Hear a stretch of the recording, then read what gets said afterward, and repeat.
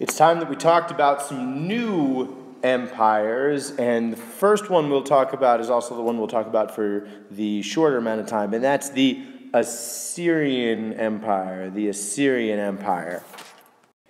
The broad outlines of their story is the same. It's going to be the same as all the empires that we'll study in this class. They start off small, and then they conquer some cities, they conquer some more. Eventually they're as big as this darker green blob here, and then they keep going and they keep conquering, and eventually they conquer Mesopotamia and Egypt. They become this real big empire that's real tough for their opponents to handle. The reason that I want to highlight them in this survey course is not only because they're big, but because of one particular thing they do that we're going to discuss in class. And that is that the Assyrians used terror as a weapon of war. What I mean by that is they would specifically do more than they had to do to conquer their enemies. So if they're conquering an area, if they're conquering some town over here, they would, as they were conquering it, kill more people than they had to kill and commit more atrocities than they had to commit, specifically so that they would up their reputation as these real nasty people that it was tough to deal with. And the purpose for doing that was they wanted people, again, to be intimidated by them so that their further expansions would be easier to do. It's an interesting tactic. It's something that empires try to do, and it's something I'd like to discuss the sort of implications of that in class, so I want you to keep it in the back of your mind. But no empire lasts forever. The Assyrian Empire is no exception. They rise, then they fall apart. So now we're going to move on to the bigger subject of this lecture, and that is the Persian Empire. The Persian Empire is centered in this area right here. This is modern-day Iran. Is the center of the Persian Empire, but they conquer far more than that, as you can see. They become this gigantic world superpower.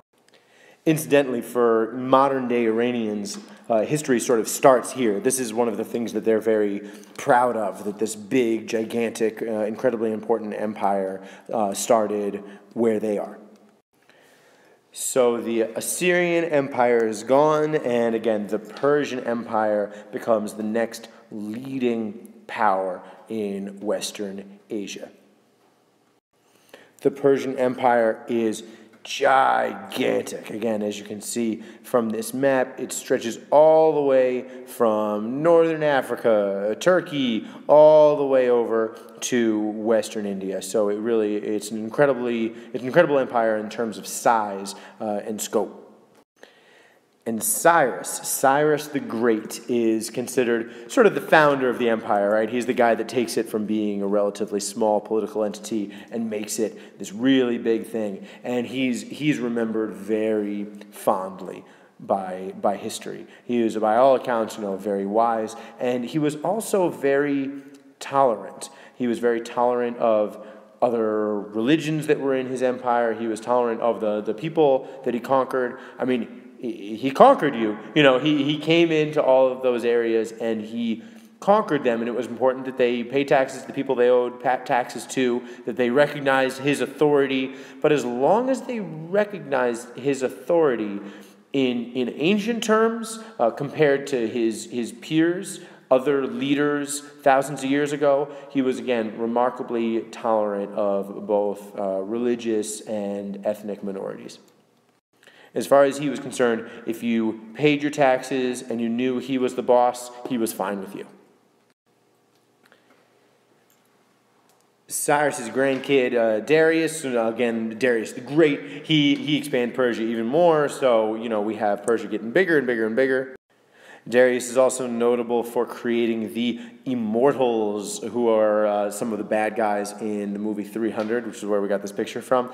The Immortals were essentially the special forces of the Persian Empire. They were the elite soldiers, and they were said to be immortal because there were always 10,000 of them. Now, in reality, what just happened is if an immortal died, they were replaced by the next guy. There was all of a sudden there was an opening in the Immortals, and hey, we'll take applications. Let's get the next soldier in here. And so their number was always 10,000, but it wasn't because they actually couldn't be killed. It was, it was sort of a trick. So I've told you that the Persian Empire, the Persian government was very successful, and these are generally what historians agree are the reasons they were so successful, and I agree with them.